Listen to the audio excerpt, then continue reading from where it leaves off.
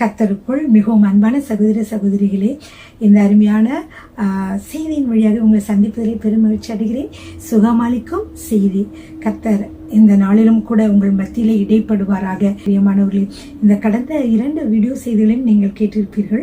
கர்த்தர் எனக்கு இந்த இடைப்பட்ட நாட்களிலும் கர்த்தர் எனக்கும் நிறைய அற்புதங்களை செய்தார். அதுதான் நான் முதலிலே உங்களுக்கு நான் சொல்ல விரும்புகிறேன். பிரியமானவர்களே, அல்லேலூயா. பாருங்க பிரியமானவர்களே, நான் முதல் நாள் உங்களுக்கு இந்த இப்பொழுது நான் நடத்தி கொண்டு வந்திருந்தேன். என்னவென்றால் வேதத்தை வாசிக்கலாம் வாங்க என்ற செய்தியை உங்களுக்கு சொல்லிக் கொண்டு வந்திருந்தேன். இப்பொழுது இந்த வருடத்திலே கர்த்தர் சுகமாக்கும் செய்திகளையும் எங்களை சொல்லியதற்காக வேண்டி நான் ப்ரிப்பேர் பண்ணிட்டு இருந்தேன். முதல் செய்தியை உங்களிடத்துல சொன்னேன். அந்த நாளிலே அப்போ நான் வீடியோ எடுத்துட்டு அன்னைக்கு ஈவினிங்ல என்ன நடந்துச்சுன்னா, சாமான் நடத்தி கொண்டு நான் வந்த பிறகு அடுப்பில் நான் உப்புமா செய்ய போனேன். அதில் உப்புமா செய்ய அந்த எண்ணெய் சட்டியை வச்சுட்டேன், அந்த வானலியை வச்சுட்டு எண்ணெய் ஊற்றிட்டு கடுகு உளுந்த பருப்பு போட்டுட்டு எப்பயும் என்ன பண்ணுவேன்னா, ஸ்லோவாக இருந்துச்சுன்னா அந்த தண்ணி ஊற்றுவேன். சுடு தண்ணி கொஞ்சம் ஊற்றுவேன், சீக்கிரமாக இருக்க வேண்டி. அதே மாதிரியே இந்த நாள் கொஞ்சம் ஹீட் ஆகிருக்கு போல இருக்குது, என்ன நான் பார்க்கலன்னு சுடுதண்ணி எடுத்து ஊற்றுனேன். அப்போ பார்த்தீங்கன்னா படபடன்னு தெரிச்சிருச்சு, பட்டாறு சத்தம் கேட்டுச்சு. நானே பயந்துட்டேன். கேஸ் ஸ்டவ்வில் பண்ணிட்டு படாறு சத்தம் கேட்டுச்சு. உடனே என்ன செஞ்சேன்னா, ரொம்ப எண்ணெய் சிந்தி இதாகிடுச்சு, ஏதாவது ஆயிடக்கூடாது என்றதுக்காக வேண்டி நான் அந்த சட்டியை எடுத்து, கைப்பிடி உள்ள சட்டியை எடுத்து அப்படி கொண்டுட்டு வந்தேன். அது அமைதியாக இருந்துச்சு. சரி, சத்தம் இல்லைன்னு சொல்லி நான் வச்சிருக்கும் பொழுது பட்டாரம் தெரிச்சு கண்ணில் பட்ட மாதிரி இருந்துச்சு. கண்ணை இறுக்க மூடிட்டு கண்ணு இங்கே எல்லாமே எரிச்சல். இங்கே பார்க்குறேன், இங்கே எல்லாம் செவந்திருக்கு. இங்கே எல்லாம் கண்ணில் என்னாச்சுன்னு தெரியல. வெடிச்ச உடனே நான் ஐஸ் கட்டி எடுத்து அப்படியே நான் ஐஸ் கட்டி எடுத்து வச்சேன். அப்புறம் இங்கே கண்ணிலையும் வச்சேன். கண்ணில் இன்னும் ஆகலை. கர்த்தருக்கு ஸ்தோத்திரம். பட்டார் விடிச்சு கண்ணில் பட்டதுனால ரொம்ப பயந்துட்டேன். அது மட்டும் இல்லை, அந்த எண்ணெய்லாம் தெரிச்சு மூஞ்சில் விழுந்தவுடனே உடனே எனக்கு ஒரு யோசனை வந்துச்சு.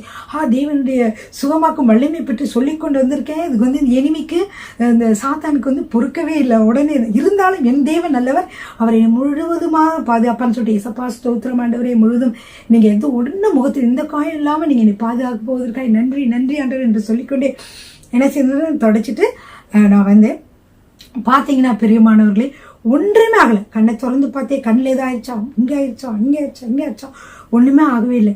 கர்த்தருடைய சுத்தமான கிருபை பிரியமானவர்களே. இது ஒரு சுத்த கிருபைன்னு சொல்லுவாங்க. அப்படின்னா என்னன்னா, வேற ஒன்றுமே இல்லை, அப்படி கிருபை மட்டும்தான் அப்படின்னு அர்த்தம். என்னால் ஒன்றும் இல்லை, மற்ற எதுவுமே இல்லை. அவருடைய கிருபையினால தான் என்ன செய்தார், அவர் பாதுகாத்தார்.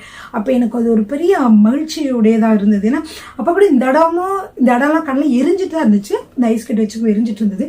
அப்போ என்னோட சன் சொன்னார், அம்மா நீங்கள் எரிஞ்சிட்டே இருக்கு, இப்போ நாளைக்கு கழிச்சு ஏதாவது அந்த கருப்பாவோ அல்லது ஒரு தழும்புகளோ அல்லது அந்த நீர் கோர்வை மாதிரி இங்கே இருக்கும் இல்லையா, அந்த மாதிரி கட்டிகளோ வருவதற்கு சான்சஸ் இருக்குது அப்படின்னு சொன்னார். அதனால் நீங்கள் டாக்டர்கிட்ட போய் ஒரு க்ரீம் மாதிரி, டாக்டர் போய் சொல்லுங்கள், டாக்டர் உங்களுக்கு சின்னதாக ஒரு க்ரீம் மாதிரி தடவிட்டு, நான் நினைக்கிறேன் எதுவுமே ஆயிருக்காதுன்னு நினைக்கிறேன், இந்த க்ரீமை தடவிருக்கேன், இந்த க்ரீமுக்கு அப்புறமும் உங்களுக்கு ஏதாவது இன்ஃபெக்ஷன் ஏதாவது ஆச்சு அந்த மாதிரி தான் நீங்கள் உடனே வாங்க. ஆனால் அந்த நிமிஷத்துலேருந்தே எனக்கு தெரிஞ்சிருச்சு ஒன்றுமே இல்லைன்னு. அதே மாதிரி கொஞ்சம் கொஞ்சமாக பார்க்குறேன். கொஞ்ச நேரம் கழிச்சு ஒன்றும் அது கொப்பளிச்சு வரல, மறுநாளும் ஒன்றும் வரல. அப்படியாக கர்த்தர் கிருபையாய், அவர் கிருபையினால என்னை பாதுகாத்தார். பிரியமானவர்களே, அதுக்காக நான் கர்த்தருக்கு நன்றி செலுத்துகிறேன். பிரியமானவர்களே, அது மட்டும் இல்லை, இன்னொரு நிகழ்ச்சி என்னன்னா, 2 நாட்களாக நான் உங்கள்கிட்ட கர்த்தருடைய வார்த்தையை 2 வீடியோலும் கர்த்தருடைய வார்த்தையை சொல்லிட்டு வந்தேன். என்னன்னா, நீங்கள் இயேசுவின் வல்லமையுள்ள நாமத்தினாலே வெளியேறு என்று சொல்லுகிற பொழுது அந்த வியாதியிலிருந்து, அந்த வியாதியை உண்டாக்குற அந்த சத்துரு உடனே போயிடுவான். ஏன்னா நமக்கு பயந்து இல்லை, இயேசு என்ற நாமத்திற்கு பயந்து அவன் வெளியேறிடுவான் அப்படின்னு நான் சொல்லியிருந்தேன் உங்களுக்கு. எனக்கும் என்ன செஞ்சுன்னா, ஒரு 2 டேஸாக இது இன்டைஜஷனாக இருக்கலாம், நெஞ்சு எரிச்சலாம், நெஞ்சு வலிச்சிட்டு இருந்த மாதிரி இருந்துச்சு. அப்போ முதல் நாள் அப்படியே வலிச்சிட்டு, ஏன்னா நம்ம கர்த்தருடைய வார்த்தைகளை சொல்லுகிற பொழுது சாத்தான் பல விதங்களை நம்மளை சோதிப்பான். விசுவாசத்தை சோதிக்கிற மாதிரி, உனக்கு நீ எப்படி நோய்களை நீ எப்படி மேற்கொள்ற அப்படிங்கிற மாதிரி ஒரு காரியங்கள் சாத்தான் நம்ம வாழ்க்கையில கொடுப்பான். அதே மாதிரி தான் நெஞ்சு வலிச்சிருக்கு. முதல் நாள் நைட்டில் தூங்கும்போது 4 o'clock வரைக்கும் தூங்குறல, என்ன வலிச்சுட்டே இருக்கு அப்படின்னு சொல்லிட்டு அப்படியே நான் தூங்கிட்டேன். கொஞ்சம் லேட்டாக தான் தூங்கினேன். நைட்டு 4 o'clock ஆயிடுச்சு தூங்க, அதாவது விடிய கால் 4 o'clock தான் தூங்கினேன். சரின்னு சொல்லிட்டு அன்றைக்கி மறுநாள் காலையில் நினச்சேன், என்ன அப்படி நெஞ்சு வலிச்சுட்டு இருந்துச்சுன்னு தெரியல. அதுக்கு அடுத்த நாளும் அது ஏதோ ஒரு ஸ்ட்ரெஸ்ஸான காரியங்கள் நான் கேள்விப்பட்டேன்னா என்னன்னு தெரியல, திருப்பியும் அதே மாதிரி நெஞ்சு வலிச்சிச்சு. உடனே நான் பார்த்தேன், ஏன் நெஞ்சு வலிக்குதுன்னு தெரியல, கொஞ்சம் பிசைஞ்சு உடனே நானும் ஹஸ்பண்ட் வந்து தூங்கிட்டு இருந்தார், டாக்டர் மட்டும் தான் இருந்தாங்க. அப்போ சொன்னேன், இந்த மாதிரி டாக்டர்கிட்ட போகலான்னு பார்க்குறேன், ஏன்னு தெரியல, நேற்றும் வலிச்சிட்டு இன்றைக்கும் இந்த மாதிரி ரொம்ப வலிக்குது, எனக்கு என்னன்னு தெரில அப்படின்னு சொல்லிட்டு இருந்தேன்.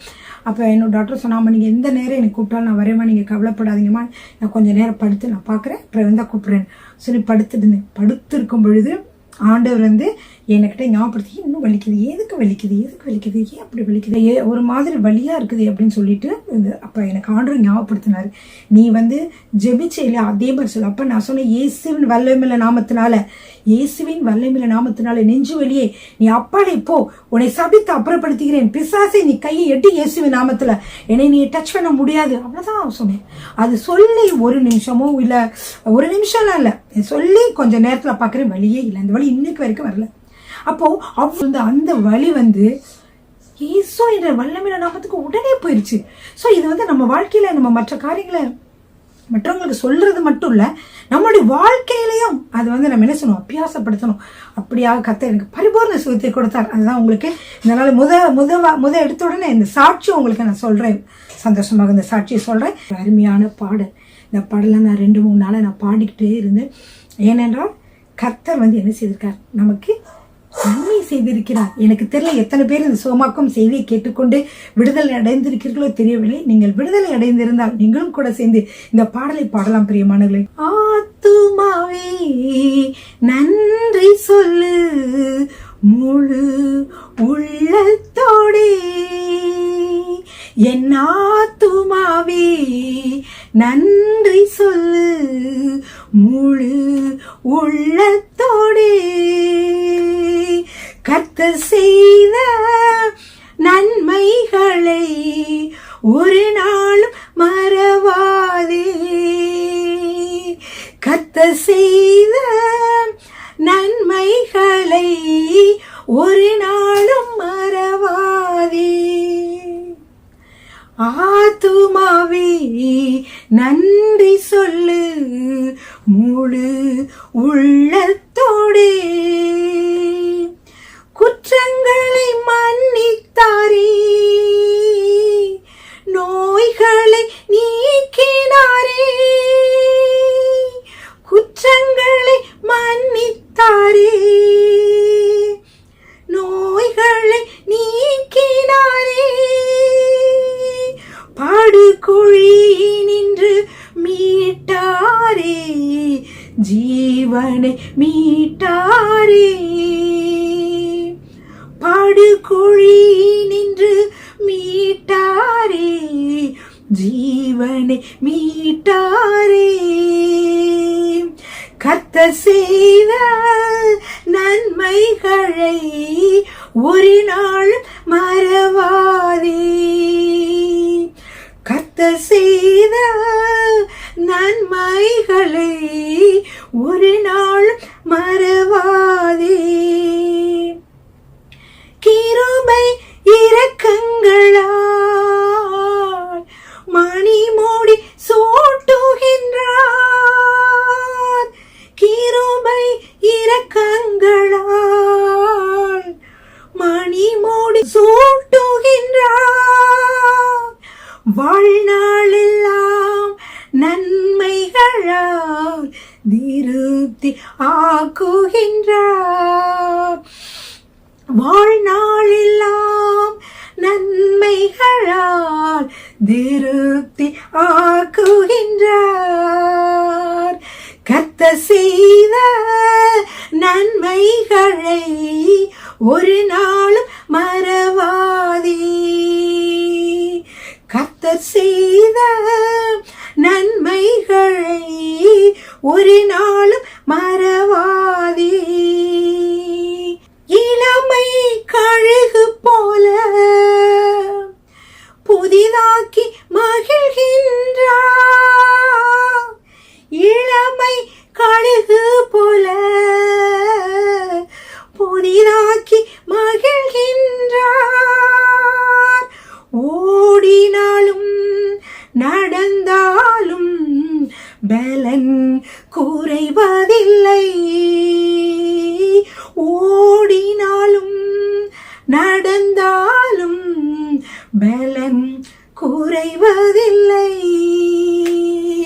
கர்த்தர் செய்த நன்மைகளை ஒரு நாளும் மறவாதே.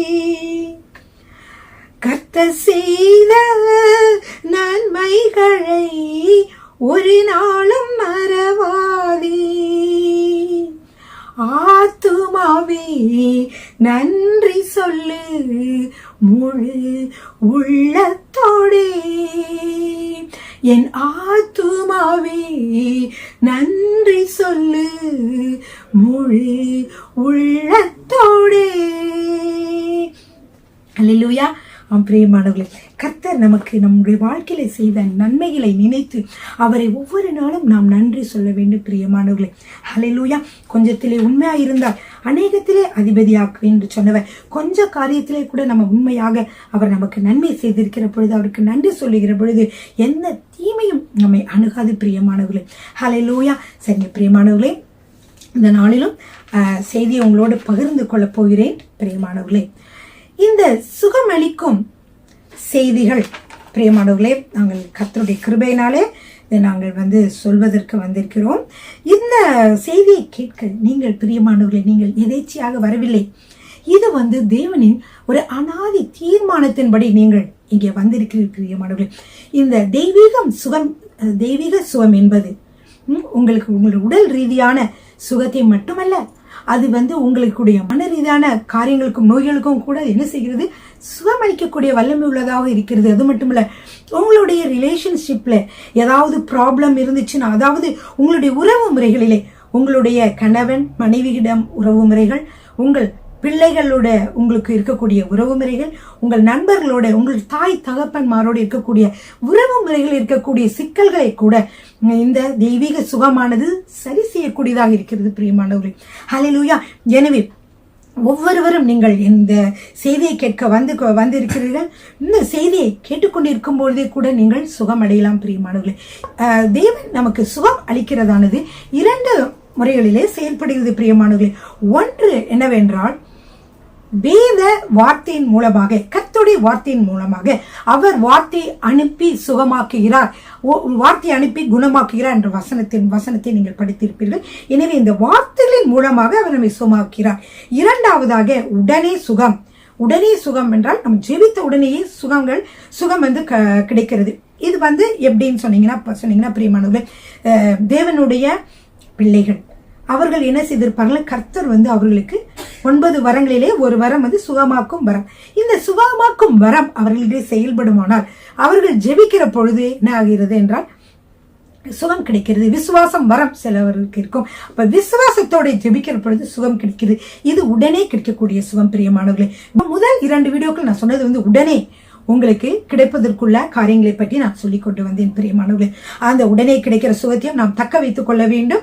எப்பொழுதெல்லாம் திரும்பவுமாக இந்த நோய் அறிகுறிகள் வருகிறதோ அப்பொழுதெல்லாம் இயேசுவின் வல்லமையுள்ள நாமத்தினால் வெளியேறு என்று நீங்கள் சொல்ல வேண்டும். பிரியமானவர்களே, இது நீங்கள் உங்க ரிலேஷன்ஷிப்ல இருந்தாலும், அதுல ப்ராப்ளமா இருந்தாலும், இல்ல மனதளவில் உங்களுக்கு ப்ராப்ளம், ஏதாவது தாட்ஸ் திருப்பி உங்களுக்கு நெகட்டிவ் தாட்ஸ், ராங் தாட்ஸ் எல்லாம் உங்களை டிஸ்டர்ப் பண்ணிக்கிட்டு உங்களை வேலைகளை ஸ்மூத்தா செய்ய விடாம உங்களுக்கு இருந்தாலும், அப்பயும் இயேசு வல்லமையுள்ள நாமத்தினால என்னுடைய மைண்ட்ல கிரீசர் எல்லாம் பொல்லாத ஆவியே இயேசுவின் நாமத்தில் நீ வெளியேறு அப்படின்னு சொல்லி நீங்க சொல்லலாம். பிரியமானவர்களே, சரிங்களா?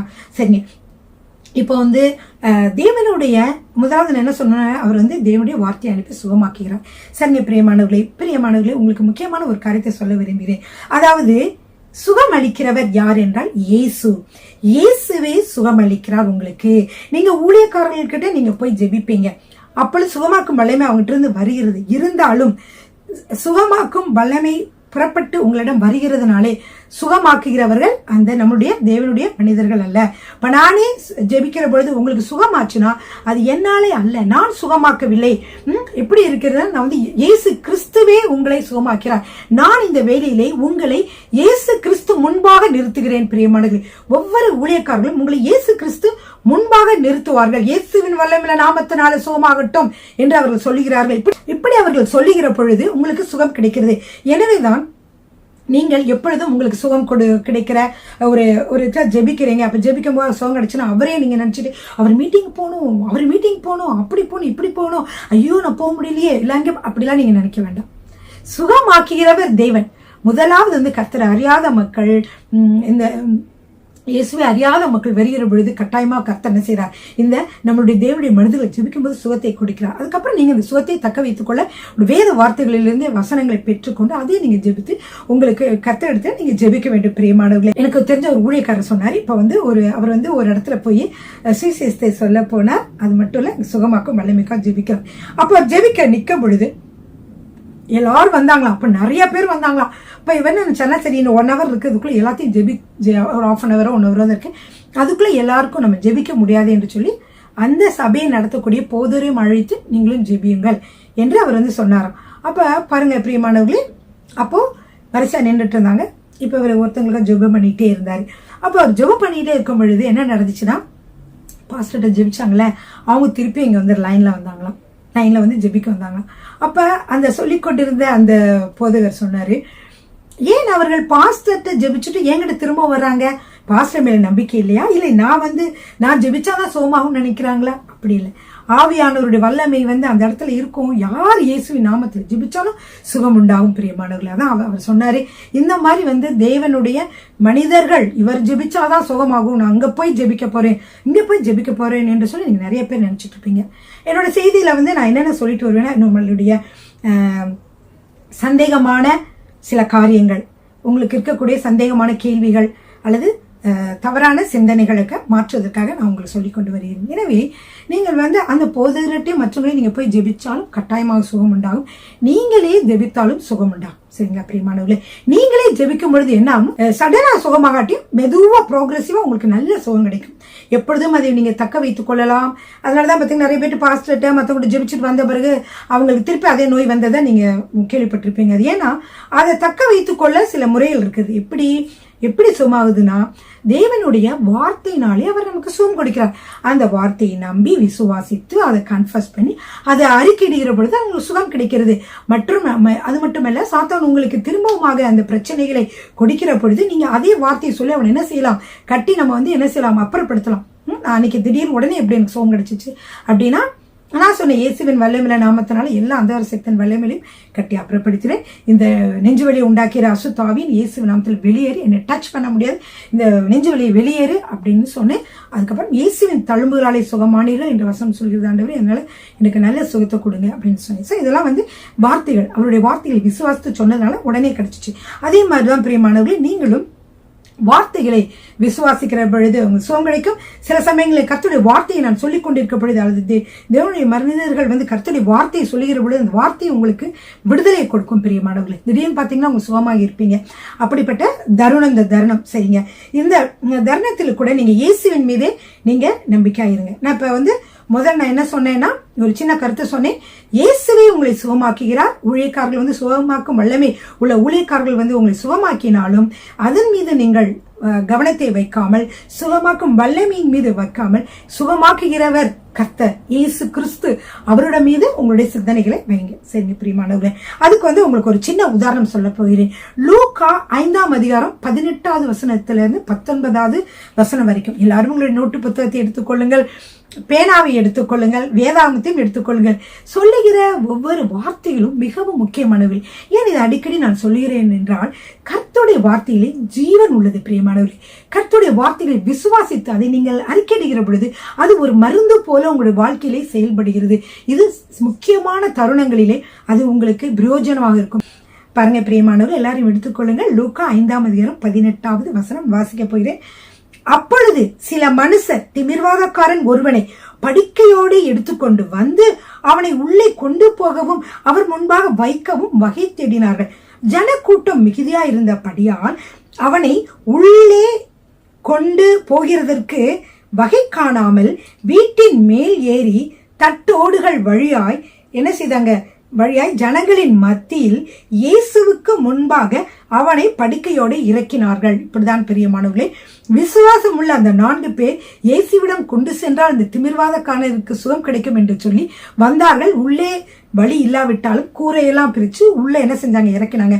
இறக்கி என்ன செய்தார்கள், இயேசுவுக்கு முன்பாக அவனை படுக்கையோடு இறக்கினார்கள். முக்கியமான வார்த்தை இயேசுவுக்கு முன்பாக. அப்படியே ஒவ்வொரு தேவனுடைய மனிதர்களும் உங்களை இயேசுவுக்கு முன்பாக கொண்டு வருகிறார்கள். நானும் உங்களை இயேசுவுக்கு முன்பாக கொண்டு வருகிறேன் பிரியமானவர்களே. அல்லேலூயா. அப்படி இயேசுவுக்கு முன்பாக கொண்டு வந்த பொழுது என்ன ஆனது, அந்த திமிர்வாதக்காரன் சுகம் பெற்றான் என்று உங்களுக்கு தெரியும் பிரியமானவர்களே. எனவே இதை நீங்கள் புரிந்து கொள்ளுங்கள். எனவே அடுத்தது நீங்க பாத்தீங்கன்னா, இயேசு கிறிஸ்து எப்பொழுதும் சொல்லுகிற ஒரு வார்த்தை என்னவென்றால், இயேசு எப்பொழுதும் கேட்கிற கேள்வி, அந்த சுகம் பெற்றுக்கொள்வதற்காக வந்த நோயாளியை பார்த்து அவர் எப்பொழுதும் ஒரு வார்த்தை அடிக்கடி கேட்பார். அது என்ன தெரியுமா, நீங்கள், அதாவது நான் உன்னை சுகமாக்க முடியும் என்று நீ விசுவாசிக்கிறாயா, நான் உன்னை குணமாக்க முடியும் என்று நீ விசுவாசிக்கிறாயா? இதுதான் இயேசு கேட்கிற கேள்வி. ஏன், விசுவாசத்தை நீங்கள் இருக்கிற பொழுது நீங்கள் என்ன செய்ய முடியும், இந்த சுகத்தை நீங்கள் எளிதாக பெற்றுக்கொள்ள முடியும்.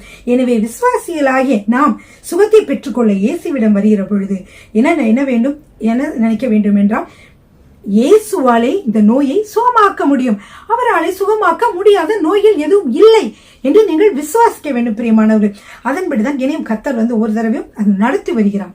உங்களுக்கு இதுக்கு முன்னாடி எனக்கு நிறைய உங்கள்கிட்ட சொன்னேன், நிறைய சுகவீனமா பலவீனமா இருக்கிற மாதிரி தோணும். அதே தாட்ஸ்ல இருக்கும்போது நிறைய செய்ய வேண்டிய காரியங்களை செய்ய முடியாம ஜெபிக்கிற காரியங்கள், இந்த மாதிரி மெசேஜ் ப்ரிப்பேர் பண்ற காரியங்கள் எல்லாமே தடையாகும் இல்லையா?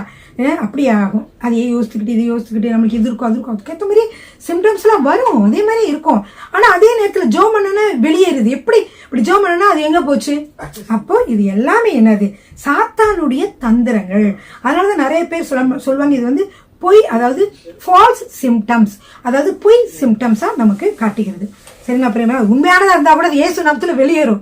அல்லேலூயா, ஆமென். இப்ப தேவனுடைய வார்த்தை என்ன செய்யுதுன்னா உங்களை குணமாக்குகிறது. நீங்க மருந்து சாப்பிட்டு கொண்டு இருக்கிறவர்களா இருந்தாலும் கூட கர்த்தருடைய வார்த்தையை நீங்கள் தியானிக்கிற பொழுது உங்களுக்கு பரிபூர்ண சுகம் கிடைக்கும். ஏனென்றால் கர்த்தருடைய வார்த்தையிலே வல்லமை இருக்கிறது. இதை மூல ஒரு வசனத்தை சொல்றேன். அது மருந்து என்று சொல்லப்பட்டு வேத வசனத்திலே இருக்கிறது. ஆனால் ஆங்கிலத்திலோ தமிழிலோ மருந்து என்று சொல்லப்படவில்லை. ஆனால் இது ஒரு மருந்து. இது மருந்து என்று மூல பாஷையை நீங்கள் வாசித்தீர்கள் என்றால் இந்த மருந்து என்று சொல்லப்பட்டிருக்கும். எது? தேவனுடைய வார்த்தை நமக்கு மருந்தாக இருக்கிறது. பாருங்க பிரியமானவர்களே, நீங்க டாக்டர்கிட்ட போவீங்க. இந்த டாக்டர் என்ன சொல்லுவாரு, உங்களுக்கு ஆன்டிபயோட்டிக் கொடுப்பாருன்னு வைங்க. இந்த ஆன்டிபயோட்டிக் ஒரு நாள் ஒரு டோஸ் சாப்பிட்டுட்டு, ஆண்டவரே எனக்கு ஒரு டோஸ் நீங்க சாப்பிடுங்க, டாக்டர்கிட்ட போய், இல்லை டாக்டர் எனக்கு இன்னும் சுகமாகலை அப்படின்னு சொல்லுவீங்களா? சொன்னா என்ன சொல்லுவார் டாக்டர், என்னம்மா இன்னும் அந்த கோர்ஸை முடிக்கலையா, அந்த கோர்ஸ் அது முழுசு முடிங்க, அது 3 நாள் முடிங்க, ஒரு வாரம் முடிங்க, முடிச்சுட்டு வாங்க அப்படின்னு சொல்லுவார் இல்லையா? அது மாதிரிதான் கர்த்தருடைய வார்த்தை உங்களுக்கு மருந்தாக இருக்கிறது. அந்த வார்த்தையை நீங்கள் அடிக்கடி தியானம் பண்ணி நீங்கள் என்ன செய்ய வேண்டும், இந்த வார்த்தைகளை அடிக்கடி நீங்க சொல்ல வேண்டும் பிரியமானவர்களே. ஒரு அருமையான இந்தியாவில் தான் ஒரு மருத்துவர் இருந்தார்.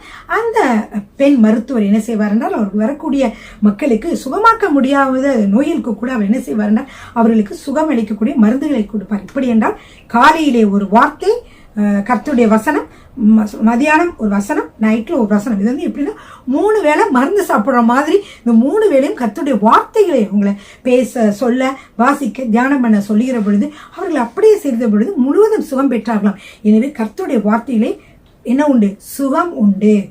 அது ஒரு மருந்தாக இருக்கிறது. அந்த வசனத்தை வாசிக்கலாமா?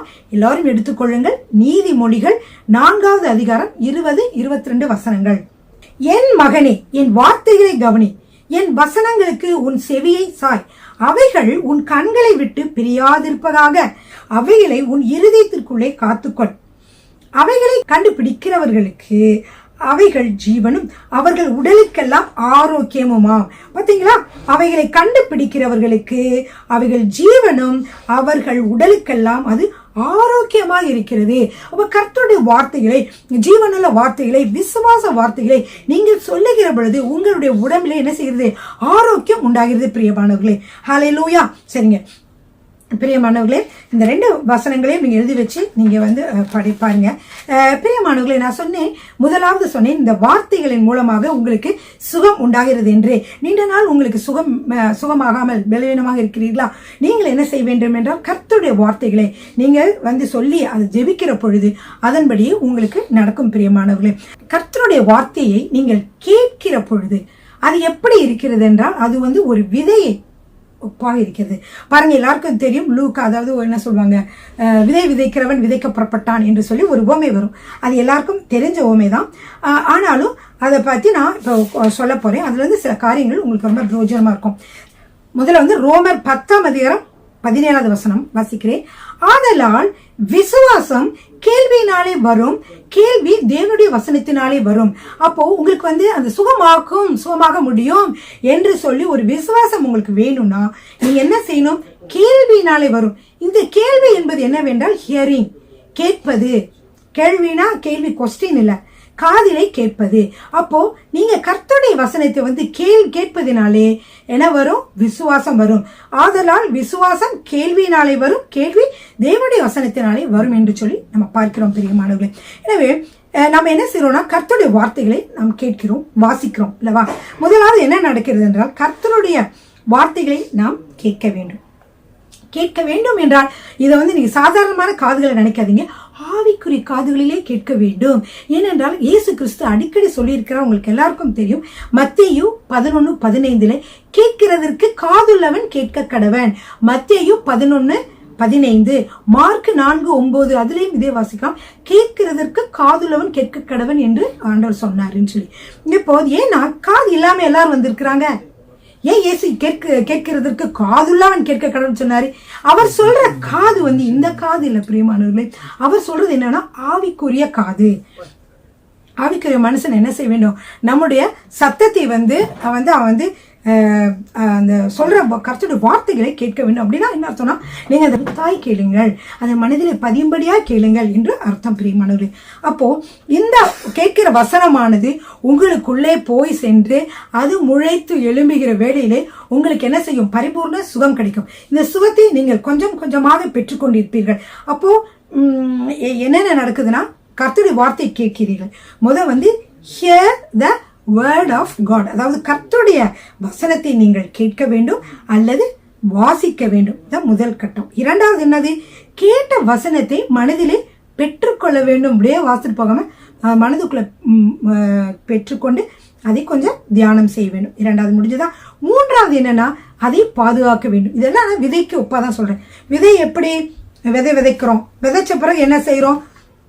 அதுக்கப்புறம் என்ன செய்யறோம்னா, அதுக்கு தண்ணீர் ஊற்றுறோம், அதுக்கப்புறம் வந்து சன்லைட் படுற மாதிரி வைக்கிறோம், அப்புறம் காற்றோட்டம்ல இருக்க மாதிரி பார்க்குறோம். அப்புறம் அந்த விதையை வந்து நம்ம என்ன செய்யறோம்? பாதுகாக்கிறோம். அந்த விதை பாதுகாக்கப்பட்ட பொழுது அந்த விதை கொஞ்ச நேரத்தில் என்ன பண்ணுன்னா, வெளியே நல்லா எப்படி முளைச்சி வெளியே கிளம்பி வரும்.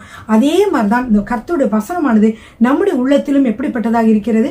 ஒரு அந்த கர்த்தருடைய வசனம் உள்ளத்திலே விதைக்கப்படுகிறதாக இருக்கிறது. பிரியமானவர்களே, சரிங்க. அப்ப என்ன சொன்னேன்? முதல்ல என்ன செய்ய வேண்டும்? வசனத்தை கேட்க வேண்டும், அப்புறம் வசனத்தை வந்து விசுவாசித்து பெற்றுக்கொள்ள வேண்டும், அப்புறம் அதை பாதுகாக்க வேண்டும். அதை பத்திரமாக நீங்க பாதுகாக்கிற பொழுது இந்த வசனம் என்ன செய்கிறது? முளைத்து எழும்புகிறதாக இருக்கிறது. அது முளைத்து எழும்புகிற வேலை உங்க மனசுல என்ன ஆயிடும்? அந்த வசனம் நன்றாக பதிஞ்சிருக்கும். அப்புறம் உங்களுக்கு கட்டாயமாக சுகம் கிடைக்கிறது. பிரியமானவர்களே, சரிங்களா? இப்போ வந்து ஒரே ஒரு வசனத்தை வந்து நான் வந்து சொல்ல விரும்புகிறேன். லூக்கா 8:5 நான் வாசிக்க போகிறேன். விதைக்கிறவன் ஒருவன் விதைக்க புறப்பட்டான். அவன் விதைக்கையில் சில விதை வழியருகே விழுந்தது. ஒன்று சில விதை அந்த வழியருகே விழுந்தது, மிதி உண்டது. ஆகாயத்து பறவைகள் வந்து அதை என்ன செஞ்சிச்சு? அதை பட்சித்து போட்டது. இரண்டாவது சில விதை கட்பாறையின் மேல் விழுந்தது. அது முளைத்த பின்பு அதற்கு ஈரம் இல்லாததுனால உலர்ந்து போயிற்று. மூன்றாவது எங்க விழுந்தது? சில விதை முள்ளுள்ள இடங்களில் விழுந்தது. முள் கூட வளர்ந்து அதை நெருக்கி போட்டது. சில விதை நல்ல நிலத்தில் விழுந்தது. அது முளைத்து 100 பலன் கொடுத்தது என்றார். இவைகளை சொல்லி கேட்கிறதற்கு காதுள்ளவன் கேட்க கடவன் என்று சப்தமிட்டு கூறினார். பிரியமானவர்களே, இந்த விதை தான் வசனம். அதை பற்றி அடுத்து விளக்கத்தில் அவர் சொல்றார். அதை பற்றி பார்க்கலாம். 8:11 இந்த உவமையின் கருத்தாவது விதை தேவனுடைய வசனம். வழியருகே விதைக்கப்பட்டவர்கள் வசனத்தை கேட்கிறவர்களாய் இருக்கிறார்கள். அவர்கள் விசுவாசித்து ரட்சிக்கப்படாதபடிக்கு பிசாசானவன் வந்து வசனத்தை அவர்கள் இருதயத்திலிருந்து எடுத்து போடுகிறான். இரண்டாவது எங்க விழுந்துச்சு? கற்பாறை. இந்த கற்பாறையின் மேல் விதைக்கப்பட்டவர்கள் கேட்கும் போது சந்தோஷத்துடனே வசனத்தை ஏற்றுக்கொள்கிறார்கள். ஆயினும் தங்களுக்குள்ளே வேர்கொள்ளாதபடினாலே கொஞ்ச காலம் மாத்திரம் விசுவாசித்து சோதனை காலத்தில் பின்வாங்கி போகிறார்கள். மூன்றாவது என்னது? முள்ளுள்ள இடங்களில் விதைக்கப்பட்டவர்கள் வசனத்தை கேட்கிறவர்களாய் இருக்கிறார்கள். கேட்ட உடனே போய் இப்பிரபஞ்சத்திற்குரிய கவலைகளினாலும் ஐஸ்வர்யத்தினாலும் சிற்றின்பங்களினாலும் நெருக்கப்பட்டு பலன் கொடாதிருக்கிறார்கள். ஆனால் நல்ல நிலத்தில் விதைக்கப்பட்டவர்கள் வசனத்தை கேட்டு அதை உண்மையும் நன்மையுமான இருதயத்திலே காத்து பொறுமையுடனே பலன் கொடுக்கிறவர்களாய் இருக்கிறார்கள். எனவே இந்த வார்த்தைகள் வசனங்கள் எல்லாம் நான் மேலும் சொல்றேன். நீங்கள் படிக்கும் போது கேட்கிறேன், படிக்கும் போது நீ கேட்கிற ஒவ்வொரு வசனங்களையும் நீங்கள் என்ன செய்ய வேண்டும் என்றால், இது சில வசனங்கள் எங்க விழுந்துச்சு? முதல்ல வழியருக விழுந்துச்சு இல்லையா? அப்படி வழியருக விழுந்தது என்ன ஆச்சு? பிசாசானவன் இந்த வசனத்தை எடுத்து போட்டான். அப்படி போடாதபடிக்கு நல்ல மனசுல நீங்க தக்க வைத்துக் கொள்ள வேண்டும். ரெண்டாவது அது இன்னொன்று கற்பாறையில் விழுந்துச்சு. கற்பாறையில் விழுந்தாலும் சீக்கிரமா முளைச்சிச்சு, ஆனா உள்ள வேற ஆழமா போகல. அதனால உங்களுடைய சோதனை காலங்களிலே நீங்கள் என்ன சொல்ற, வசனத்தை மறக்கக்கூடாது, அந்த வசனத்தை மறுதளிக்க கூடாது. சோதனை காலங்கள் ஏற்பட்டாலும் வசனம் உண்மையானதான். சோதனை தான் என்னது? பொய்யானது. அது திடீரென்று மறைந்து போகும் நீங்கள் விசுவாசத்தோடு இருக்கிற பொழுது. எனவே சோதனை காலங்களில் பின்வாங்கி போகக்கூடாது. மூன்றாவதாக முள்ளுள்ள இடம் என்னன்னா உலக கவலைகள், ஐஸ்வர்யம், சிற்றின்பம், இந்த மாதிரி காரியங்கள் என்ன செய்கிறது? இந்த வார்த்தைகளை விசுவாசிக்க முடியாதபடிக்கு நெருக்கி போடுகிறது. இதனால என்ன ஆகிறது என்றால், முள்ளுள்ள இடங்கள்ல வளர முடியாத மாதிரி இந்த வசனங்கள் வளர முடியாதாக ஆகிறது. எனவே உங்களுடைய உள்ளத்தை நீங்கள் என்ன செய்ய வேண்டும் என்றால், நன்றாக பண்படுத்தப்பட்ட ஒரு நிலமாக இருக்க வேண்டும். எனவே கர்த்தருடைய வார்த்தைகளை நீங்கள் கேட்கிற பொழுது இந்த வசனங்களை என்ன செய்யும்? உங்கள் வாழ்க்கையிலே கேட்கும், நடக்கும். பிரியமானவர்களே, மத்தேயு 13:15 பாருங்க. மத்தேயு 13:15, இந்த ஜனங்கள் கண்களினால் காணாமலும் காதுகளினால் கேளாமலும் இருதயத்தினால் உணர்ந்து மனம் திரும்பாமலும் நான் அவர்களை ஆரோக்கியமாக்காமலும் இருக்கும்படியாக அவர்கள் இருதயம் கொளித்திருக்கிறது, காதால் மந்தமாய் கேட்டு தங்கள் கண்களை மூடிக்கொண்டார்கள் என்பது. எனவே நீங்கள் என்ன செய்ய வேண்டும்? வசனத்தை நன்றாக வாசித்து மனதிலே நீங்கள் விசுவாசத்தோடு ஏற்றுக்கொள்கிற பொழுது எப்படி இருக்கும் என்றால், உங்களுக்கு ஆரோக்கியமாகும். இந்த வசனத்தை நீங்க மெடிடேட் பண்ணுங்க. எனக்கு டைம்ல இருந்தாலும் மத்தேயு 13:15 பாருங்க, நான் அவர்களை ஆரோக்கியமாக்காமலும் இருக்கும்படியாக. அப்ப ஏன் காதுல கேட்டும் கேட்காத மாதிரி இருக்க உங்களுக்கு என்ன ஆகும்? ஆரோக்கியம் கர்த்தர் ஆக்க முடியாது. அப்ப கர்த்தருடைய வசனம் மிகவும் முக்கியமானது. பிரியமானவர்களே, இன்னைக்கு ஒரு வசனத்தை சொல்றேன், நீங்க அதெல்லாரும் மனப்பாடம் பண்ணி வச்சுக்கோங்க. சங்கீதம் 103:1 வரைக்கும் உள்ள வசனம். இன்னைக்கு நான் அந்த பொருள் படும்படியாக தான் நான் பாட்டு பாடினேன். இன்னைக்கும் நான் அந்த வசனத்தை சொல்றேன். என் ஆத்துமாவே கர்த்தரை ஸ்தோத்திரி, என் முழு உள்ளமே அவருடைய பரிசுத்த நாமத்தை ஸ்தோத்திரி. என் ஆத்துமாவே கர்த்தரை ஸ்தோத்திரி, அவர் செய்த சகல உபகாரங்களையும் மறவாதே. அவர் உன் அக்கிரமங்களை எல்லாம் மன்னித்து உன் நோய்களை எல்லாம் குணமாக்கி உன் பிராணனை அழிவுக்கு விலைக்கு மீட்டு உன்னை கிருபையினாலும் இரக்கங்களினாலும் முடிசூட்டி நன்மையினால் உன் வாயை திருப்தி ஆக்குகிறார். கழுதுக்கு சமானமாய் உன் வயது திரும்ப வாழ வைத்து போலாகிறது. இதை நீங்க மனப்பாடம் பண்ணி வைத்துக் கொள்ளுங்கள். அது மட்டும் இல்ல, இந்த அருமையான வசனம் உங்களுடைய நோய்களை குணமாக்கும். பிரியமானவர்களே, இந்த வசனத்தை மனப்பாடம் பண்ணி இதை கன்ஃபர்ஸ் பண்ணி உங்களுக்காக சொல்லுங்க. அடுத்த தடவை நீங்க வரும்பொழுது நீங்கள் என்னோட செய்தியின் கீழே உங்களுடைய சாட்சிகளை நீங்க சொல்லலாம். இன்றைக்கு நீங்க வசனத்தை கேட்டீங்க, இந்த வசனத்தெல்லாம் தியானம் பண்ணுங்க. அடுத்த தடவை வருகிற பொழுது நல்லா ஜபித்து பரிபூர்ண சுகத்தை கர்த்தர் கட்டளையிடுவார். சரி பிரியமானவர்களே, இப்பொழுதும் கூட நீங்க வசனத்தை கேட்டு அதை விசுவாசிக்கிற பொழுதே நீங்கள் சுகம் பெறுவீர்கள். ஏனென்றால் சுகமாக்கிறவர் இயேசுவே. ஹல்லேலூயா, ஆமென். கர்த்தர் உங்களை ஆசீர்வதிப்பாராக.